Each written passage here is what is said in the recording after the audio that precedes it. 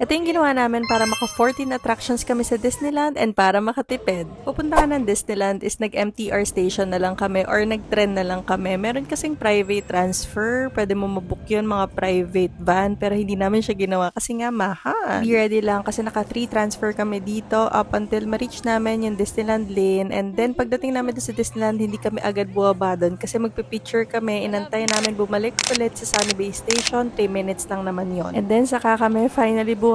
Make sure lang guys na maaga kayo dito, mga 9 AM, better at least 1 hour or 1.5 hour para makapag-picture kayo, kung hindi kasi ganito karami yung tao. Open nga pala ang Disneyland from 10 AM up until 8 PM. So ito na nga, ito yung strategy na ginawa namin. Hindi ka muna magpipicture dyan sa entrance o sa castle, dumiretso ka na agad sa Frozen Ever After. Yun na yung pinakaunang ride mo. Ay, ang ganda. Alam niyo, unahin niya talaga yung dulo. Di ba pagpasok pa lang super magical na? Anyways, punta na tayo dito sa Frozen Ever After. Hindi pa ganun kahaba yung pila. 30 minutes na agad yung waiting time niyan, guys. Kakapasok lang namin. And pagdating nyo dun sa loob, ang haba pa pala ng pila and super magical. Panoorin nyo na lang.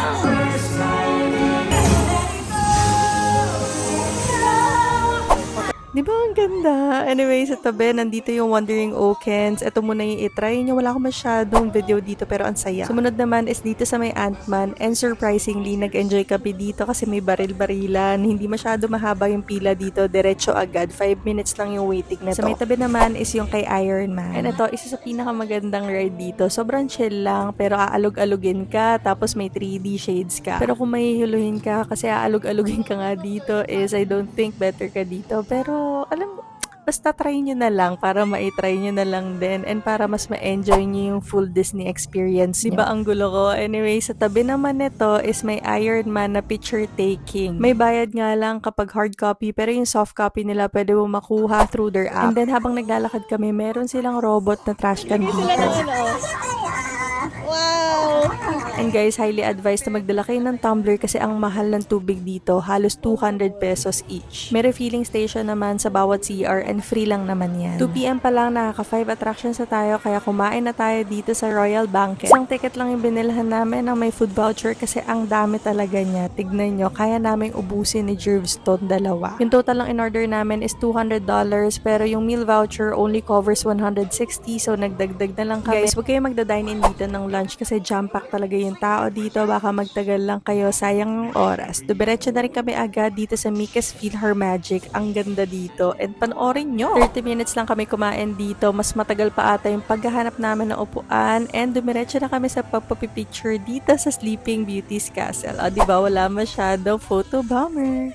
By 3 PM, pumunta kami dito sa may Main Street para sa may Fantastic Parade. And alam nyo, iba yung feeling kapag live kayo nanonood nito. 15 minutes lang naman tong parade na to, kaya dumiretso na kami sa It's a Small World.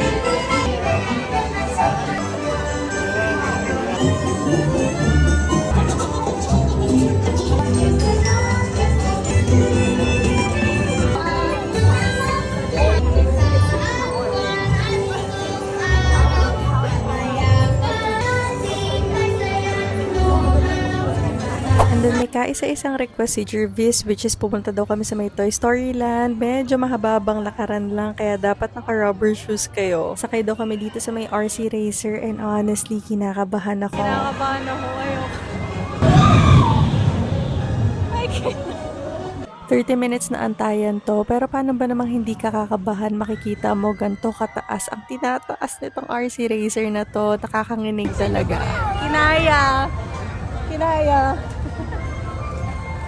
Naglakad-lakad na nga lang kami kasi ito yung gusto kong ipatry kay Jervis, yung Grizzly Mountain. Oh my God. Oh! Ang bilis! Ito yung ride na akala mo wala lang pero Diyos ko. Sarado yung Tarzan's house ng time na yan kaya dito tayo sa Jungle River Cruise. Ito yung usually pinakamahabang pila pero 10 minutes lang yung winait namin kasi pahapon na. Well, actually pa 6 PM na ng time na yan pero nakaka-enjoy to. Dami nakakagulat. Well, hindi naman super gulat. Nakakaaliw lang kasi parang nasa ibang lugar ka talaga pag nandito ka.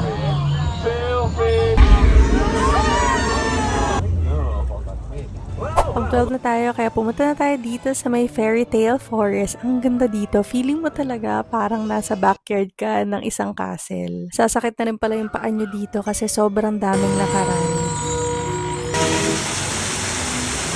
And kasama nga pala sa ticket namin is a snack. Mamimili ka kung ice cream or popcorn. Ang pinili namin obviously is ice cream and ang sarap. Dapat atan kami nung kay Moana na show pero dito na lang tayo sa Lion King kasi hindi nyo to pwede i-miss. Ang ganda kasi talaga ng show na to and 30 minutes to.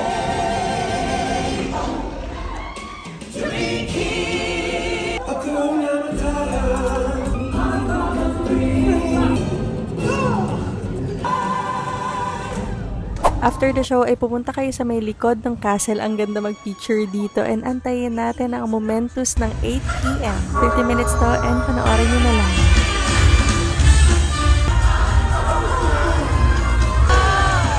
Family and friends.